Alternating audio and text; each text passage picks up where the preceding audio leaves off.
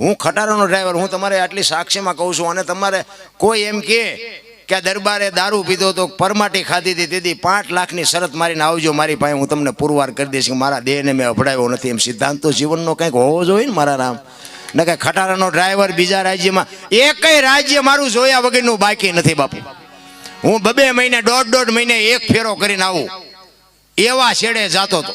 કોઈ રાજ્ય, કોઈ એટલે કોઈ, તમે XY Z કોઈ રાજ્ય મારું જોયા વગરનું બાકી નથી. અને દારૂની બંધી બાપુ ગુજરાતમાં એકમાં જ છે.